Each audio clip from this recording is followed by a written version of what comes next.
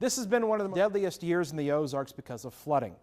We thought it was important to address why so many people died in one weekend and how we can stop it from happening again. I'd like to introduce Doug Kramer, meteorologist at the National Weather Service, Chet Hunter, Director of Greene County Office of Emergency Management, Zim Swartz, Director of 911 Operations in Greene County, and David Pennington, Assistant Fire Chief, Springfield Fire Department. Doug, you're a meteorologist at the Weather Service. You issue flood warnings. Why do you think these warnings that you're issuing aren't being listened to by the public? Well, I think they are being listened to by the public. You know, we live in an area in the United States that experiences more flash flooding than any other area in the United States. So, you know, this terrain, this topography that we have across southern Missouri is called the Ozark Plateau. It creates a lot of small creeks and small basins. So when we get the heavy rain from that deep, rich moisture from the Gulf of Mexico, it just floods. It has nowhere else to go. So flash flooding is very prevalent. It's very frequent. I think that people are listening. Some people do choose to drive through water, but I also think, especially in nighttime situations, we're finding out people sometimes just don't see the water on the road. So they're not making the decision to do it. They're just driving into it because they don't see it, and then they get in trouble. What would you say to the ones that are doing it during the day? Yeah, you know, and if someone does see it and they make the decision to drive into it, then, you know, that's kind of a personal responsibility thing on their part. And, you know, sometimes the warnings aren't being listened to. Here's the other issue, though. We have people that drive through low water crossings all the time. And most of the time, probably 99% of the time, they get through it no problem. So it's that less than 1% of the time that they're not getting through it. That's what gets all the media attention. That's what gets them in trouble and results most likely in a swiftwater rescue. Let's move to that. David, you're part of kind of the swiftwater rescue teams and kind of in charge of getting them out there and doing that. You know, what's it like on a night like a late December flooding event for your guys' operations and teams out there in that? Yeah, it's very active. We go from a nice normal day to something that's very chaotic where we have multiple calls and times, you know, tens of calls holding. At one time during December, we had as many as 24 calls on the board. So we work through those at night. It's just like Steve mentioned, you don't see the water or the road appears to be wet. You drive into it and now you're in trouble. From a responder perspective, it's dangerous. It's dark. There's lots of currents. There's lots of things that can injure the responders. Of course, we're trying to get there as quickly as we're able to and decide how we can best approach the situation at hand. So many times we don't know how many people we even have. We have an empty vehicle. We have people in the water we can hear, but we can't see them yet until we deploy. Zim, those calls are coming into your department on that late December event when that was occurring. Tell me what it was like for you guys, because I'm sure you were overwhelmed. Thousands of calls came in. We were literally inundated with calls, people panicking, people that had driven into water. And like Doug was saying, we're creatures of habit. So if they're very used to going away home or going from the store to their house, that's the unfortunate. They don't think about that could be flooded. I need to go a different route. This usually floods. So we do get the panic calls. Our call volume, 155% over what we normally would get the day after Christmas at the end of the December flooding. And it's crazy in the room. We are calling in more people, obviously, because we're at the front end of getting those calls to then interpret what is actually happening. Is this serious, as in they've just driven in and now my car won't go any further and I need to get out, my car is stuck in the street, water's rising, or to I'm trapped and I need assistance from Springfield Fire, in addition to all the other agencies that we handle. Because remember that we dispatch for 22 police and fire agencies in our county. So depending on the actual weather event, whether it be isolated as it was in the March incident, or if it is a widespread flooding incident which covers a lot of areas, we're dealing with Springfield Fire in addition to Battlefield, Logan Rogersville, Republic, all the others that come in to assist. So we're dealing with a lot of police and law enforcement agencies trying to get those calls handled that have tripled and sometimes quadrupled the number. And can you give some perspective to that night there? Because you had so many calls, and what you guys do in 911, and when you're dispatching out, don't you have like a priority level of kind of how things are dispatched out, whether it's really important or not, right? Is that and that's what we do every day on a daily basis, whether it be shots fired or a house on fire is very much different than I had my purse stolen out of a car. So we do prioritize as the calls come in. On those particular days, we had over 2,400 calls for service in that 2-day period, a day and a half, because of the high water, because of all the water rescues going on. So we literally have, like I said, 3 or 4 times the number of calls coming in. So we have to prioritize those. Obviously, someone trapped in a car, someone in rushing water is going to take priority over pretty much everything else. I recall there was some scanner traffic that night when that was happening, that there were actual house fires? Yes. And it was raining so much and you had so many swiftwater rescues that how did you weight those two? Well, you have to figure out, is this a house fire that is because of an unattended candle, or is this something that's related to a lightning strike?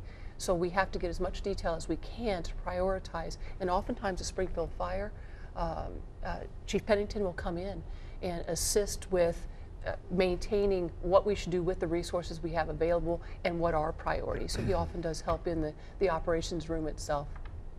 Chet, you're working with public outreach and getting people and in this whole emergency thing. What do you think that we can do to help the public better understand the risks of flooding? Right. So one of the biggest dynamics for the Office of Emergency Management is really about that messaging component. I think there's a misnomer of equating water rescue to a value, and many times people ironically just don't value the decision that they're making on their lives. And so we try to convey to them the value of a swift water rescue. If you have to be rescued, includes a response from 911, it includes first responder response, police, fire, and EMS. And so your one decision, the value that has equated to is a whole host of response. And so the decision that you make in a water rescue, or the decision that you make to cross a low water crossing or to enter water, really has a whole host of impact. And so it's good to understand the domino effect of a decision that you're making in reference to driving across flooded roadways. What are some of the biggest mistakes that you see people making that gets them into the most trouble when it comes to flooding? What are the biggest mistakes? And this is, again, anybody that wants to dive in. Biggest mistakes. I just go back to creatures of habit. They think, I always take Chestnut to go home, and they don't even think about, well, there's just a little bit of water. They don't understand how deep it is. One day maybe a couple inches is no big deal, but it could be deeper than they really think. Something could have, the roadway could have washed out from underneath. There's something that's totally affected that roadway that they have no clue about. So I would just go back to the creatures of habit. They think that that's the only way home because you kind of put yourself on autopilot and go, or maybe go to the store, whatever it may be, and they don't always think about this is not the safest way to go. Right, I think a person being inconvenienced, when you get into a scenario and you're inconvenienced, you don't have a plan. And so we oftentimes see people drive to a bridge that they cross 90 times a year, and they don't know what to do. There's no plan in place to go around. They're inconvenienced. And so we're always telling people, just have a secondary plan, and you don't have to write it down. Just put it in your mind. Where would you go? And even when you approach a low water crossing, the ability to turn around can be difficult with your vehicle. So we talk about having a plan and being inconvenienced, creatures of habits. How many bridges did you cross on your way to work today? And that's impactful because people don't really typically know. I'm not really sure. And so it's something to think about and be aware of your surroundings. Kevin, I think the number one mistake that people can make is making that decision to drive into the water. When they see the water and they drive into it, when it's too swift and it's too deep. The second mistake is driving at night. We're finding out that a lot of these swift water rescues, people getting in trouble because of these low water crossings, they're driving at night when the roads may not be barricaded, and they're driving directly into the water and they don't see it. We get a lot of those situations across the Ozarks.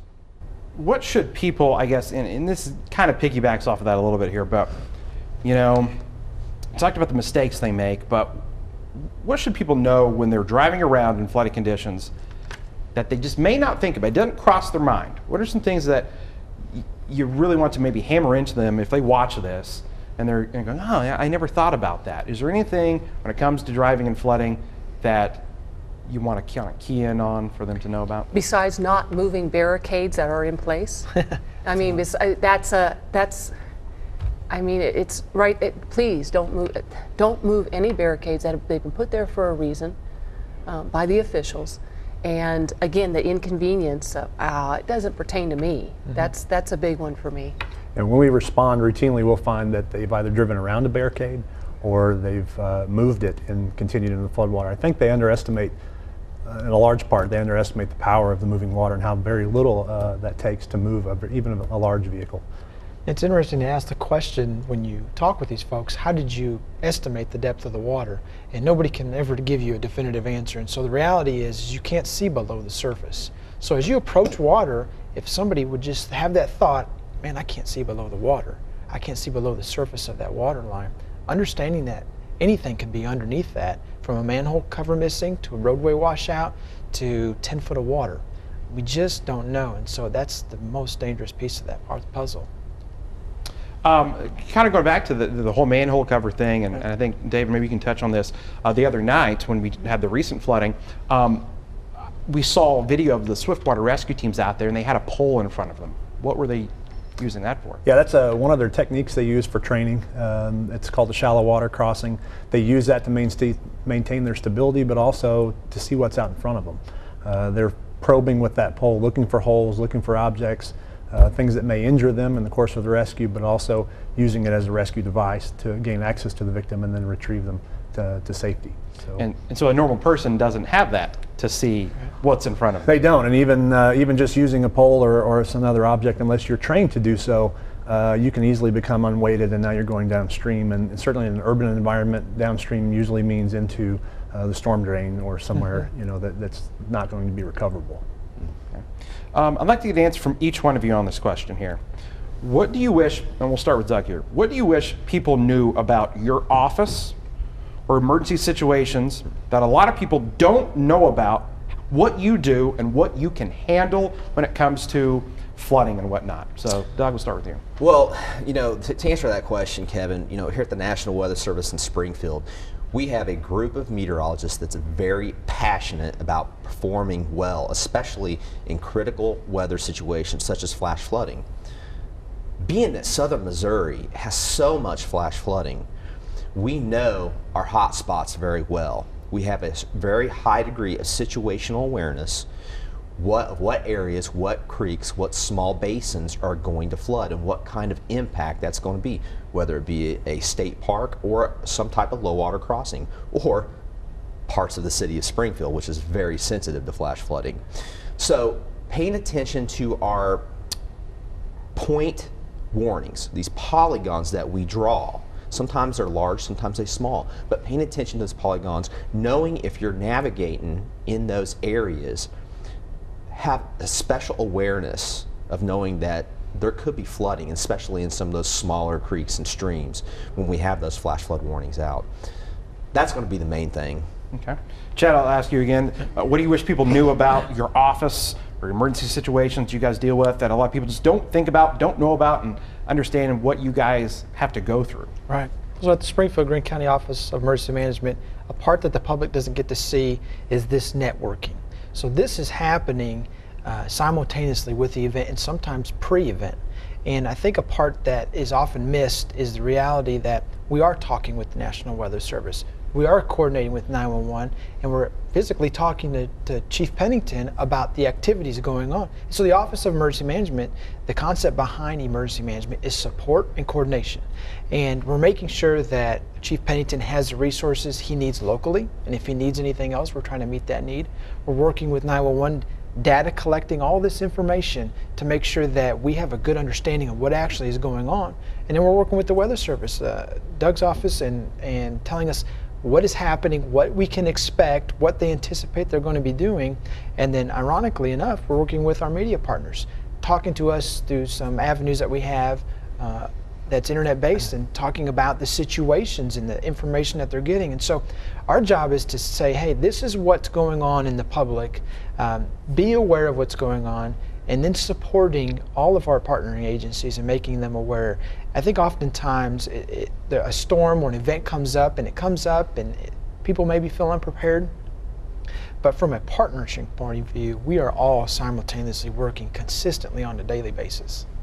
Zim, we'll move to you, kind of the same thing there. The Springfield-Greene County 911 folks are phenomenal. They know what they're doing. They know how to handle big events such as the flooding incidents, ice storms, etc. You know, we don't just deal with flooding. We're always looking at the big events that are coming. Obviously, we watch the weather. We know there's rain coming, and we're very used to something very minor all of a sudden just exploding and becoming an incident, one that has to be managed. So we're very cognizant of what is coming and what we're doing. The biggest thing that I'd like folks to know, besides that, yes, we get inundated with phone calls, is please know where you are. If obviously a house and a landline number, we know exactly where you are. With the latitude and longitude, we don't have to continually ask because your house isn't moving around. People move around with their cell phone devices now, and that's been a big challenge for 911 in general over the years, is that people don't always know where they are. We can pinpoint you pretty good with our technology now and cell phone and phase 2, etc. But a lot of people don't know what road they are on. It's very hard to help them when they don't know their location. How are we supposed to send the Springfield Fire Department, Police Department, anyone in the county, throughout the county, how are we supposed to send them if they don't know? So always be cognizant of where you are and the roads you travel, and maybe what road and intersection you're on. That really helps because you start describing where you are, we can pinpoint you faster, and we can get the call sent to dispatch, the telecommunicators who are dispatching, and get it on the radio quicker. Yeah, that's a great point there. And so you're then now dispatching out to people like David, and again, sometimes, and this question here, it's kind of going along the lines of this, but your department can get stretched thin. We can. We have 30 members in total throughout the agency who are trained to respond to these types of emergencies. Now, that's 10 maximum on any given shift. So during these events in December and in the other night, we had to recall of personnel to bring additional members on. That takes time. So it's on a very complicated rescue. There's a minimum number that are required to deploy for safety and for the operation. So it's not immediate, and that's what someone needs to understand. They make the choice to drive in the floodwaters, and sometimes it's an accident. A lot of times it isn't. It's not immediate, and even once we arrive on scene, it's complicated, it's dynamic, and it takes time for us to set up that rescue to safely do our job. We also, in collaboration with these folks, we're on the phone and the radio routinely. We also have partners with Battlefield Fire Protection District and the Logan-Rogersville Fire Protection District. They're trained water rescue members that function within our team. We're able to call on our partners to aid, and we did have them in the city effecting rescues along with us last week. Perfect. I guess kind of coming back to Zim on this one, when should someone not call 911? Are there situations when you get so overwhelmed that you want to get across? When should that not happen? That's very difficult to answer because the way I define an emergency is probably a lot different the way you define it, the public safety folks here with me, and versus a regular citizen. So I have a very different view of what's an emergency. Everyone has a different view. That's the problem with when should I call, when should I not. If someone wants, and this is my general statement, if someone wants a police officer, a firefighter, or EMS, an ambulance folks, to respond to their location, you need to call 911. A lot of people think, I don't want to bother them. I don't think this is an emergency, when in fact it really is. And then there's some that we get that is totally not an emergency, and we gently tell them that.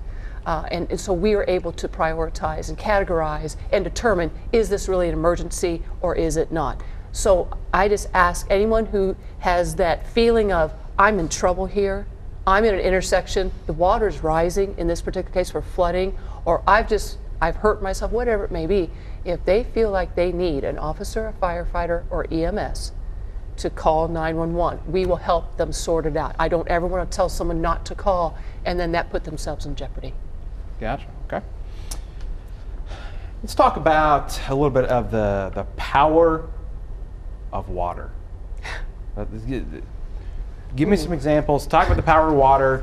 What are, we hear about tornadoes all the time. We see that, we see the destruction, but when you see water, you don't think about it. Talk about that. It's misunderestimated. So people underestimate. They underestimate the power of water. That's the biggest thing. So you see water over a crossing. We all swim in water. We're used to being in water a lot of times during the summertime or whatever. You see water across the road. We're in big, heavy vehicles, and we underestimate the power of it, especially when it's moving fast. That's the big thing.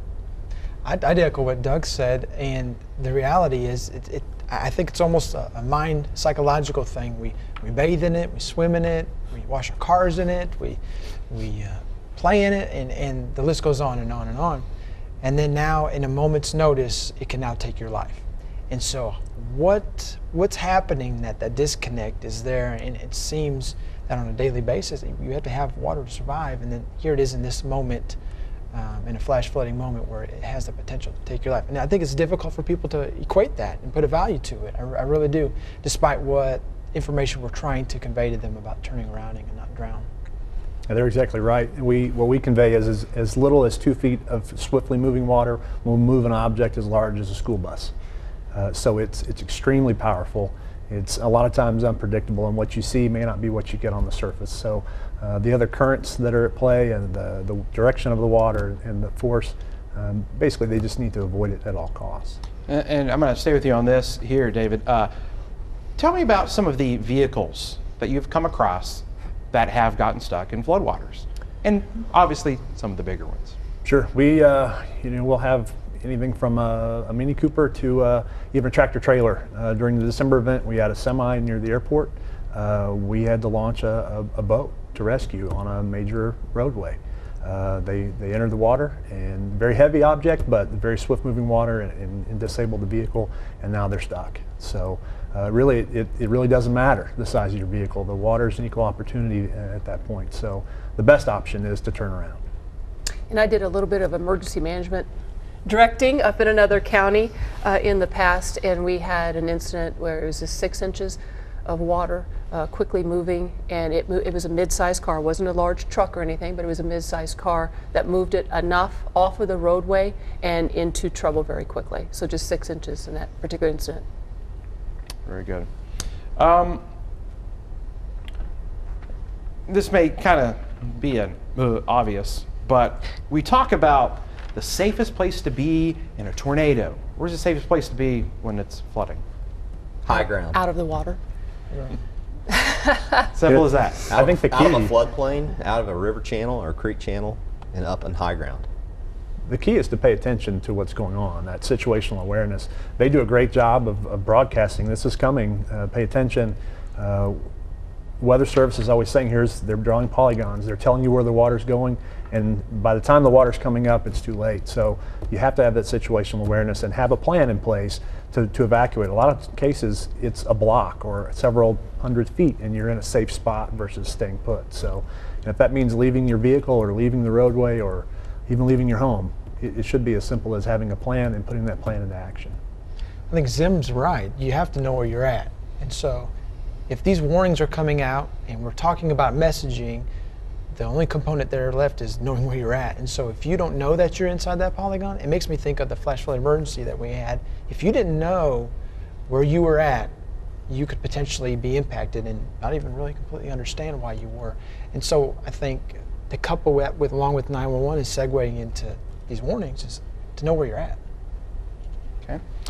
What are some of the unintended consequences that occur, other than just obviously you can drown, get killed, but when people drive into flooding waters, what are some of the other unintended consequences that occur as a result of getting into water? We worry, obviously, not only about the safety of the citizen who has put themselves in or is now in a life-threatening situation, but we always worry because those are our partners, those that are going out to respond. So we worry about our firefighters, our police officers who are helping others. We worry about them just as much, quite frankly.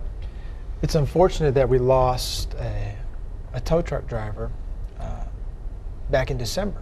And I think that just really compounds the fact that whether accidentally or intentionally, the outcome of a flooding event impacts more than just you. And so we always worry, and even seeing the most recent flooding event pictures where we still continue to see salvaging operations taking place while in the water, it causes us to pause and think about, are we telling the right message to the right people? Doug and Chet, I guess you guys kind of work in the outreach and getting words out there and coming up with clever phrases and sayings and things like that. I pose this to either one of you. Turn around, don't drown. Is that working? Saying that phrase, does that work? It's hard to estimate. It's hard to measure that, if that's working or not. I think what works best are education efforts. Things like this show that we're doing today is going to help out. Educating the public across southern Missouri and the Ozarks region that this region is very prone to flash flooding. Once they know that, and they know the frequency of flash flooding is higher than anywhere in the United States, I think just simple education pieces like that helps, because ultimately they need to make the decision not to go in the water. They need to make the decision not to drive at night if there's that risk for flash flooding, or if they know that streams, creeks, and rivers are flooding many of those state and local highways. Yeah, I get up on that green wall when we have flooding and I beat the drum and I say, turn around, don't drown. I sit here and I go, is that working? Have people become numb to that? So should we do something else? Continued educational, and just as what Doug just said, all of these guys, I mean, we're kind of the afterthought. 911, we can do public education, but we're kind of the help to respond when something bad happens. These guys are always preparing, always putting out the message. It is continued, and that's what we need to keep doing. So I would not say don't change it. I mean, the message is the message. However we phrase it, it needs to be continued. I think if you're not going to buy your product, you're not going to sell it well. And so if we're like, hey, turn around, don't drown, is it real? Are we really selling it well? I think it has some good components to it, but like anything, you've got to market it, you've got to talk about it like we're doing here today, as Doug said, and you've got to share that education piece and tell what's behind those words. And it's not uncommon to see partnering agencies mitigate a waterway and even drive through the water. So you ask yourself, do we believe our own message? And I know that I do, and it's just selling that. You can't sell something that you don't completely 100% believe in. So I think there's a whole host of things, but I think the phrasing is good. It's just marketing it in a good way. Well, it's difficult to measure what didn't happen, so you don't know what your prevention efforts are doing. So it may be that the large majority are buying into what we're saying, that there's truth to it. So when you're on the green screen saying it, they hear you, and they follow that. It's that small percentage that choose that individual responsibility to enter the water. They make that decision. They've probably heard the message as well. It's just the decision at the time causes them to get in trouble. Chief Pennington's right. We don't know how many people are taking that message and these education pieces and following that. We just can't measure that because we focus on the people that are actually driving into the water. So it's very possible that education pieces such as turn around, don't drown is working just fine. We may just get so much flash flooding here across the Ozarks that there's going to be a certain percentage of people that get in trouble when it comes to flash flooding by making those decisions to drive into the water. I guess, is that what you want to attribute and count the high numbers of fatalities here? Is it because of the terrain, or is it the uneducation? Is it people just don't listen anymore? Too much going on in their lives? Well, look, let's focus on this, Kevin. I want to focus on the city of Springfield. I know there's going to be a lot of people from Springfield and surrounding areas that are going to be watching this. Little Rock, Arkansas. They've got a major river that flows through downtown. Paducah, Kentucky. Major river that flows downtown. St. Louis, Missouri. Two major rivers that flood downtown. Kansas City, Missouri. Wichita, Tulsa, Oklahoma. I'm talking about the big cities like Springfield surrounding us. Almost every city across the United States has a major river that it was built around. So what does that do? When we get heavy rain, or those cities get heavy rain, those rivers absorb that water. We don't have that in Springfield. Springfield was built on top of a plateau. We're very high here. We don't have a river running through downtown. We have Jordan Creek. Jordan Creek is a very small ditch. We may call it a channel, and some of that channel is closed off. It's not even daylighted. So when we get rainfall rates like we did on March 13th, it's going to be bad. We've got concrete built around the city, and it has nowhere to go. It's going to run off 100% of it, and it's going to flow down gravity and into these small creeks like Jordan Creek, and it's going to flood the downtown area. Let me tell you something. March 13th, if you put that heavy rain footprint, and that rain falls another mile to the west, we would have been dealing with about 3 or 4 times more water than what we were dealing with on March 13th. It would have been a bad deal. So Springfield, Missouri, our downtown area and other locations around Springfield is extremely sensitive to flash flooding. Doug, Chet, Zim, David, thank you so much for joining us here for this very important flooding roundtable. Thank you, Kevin. Thank you. Thank you.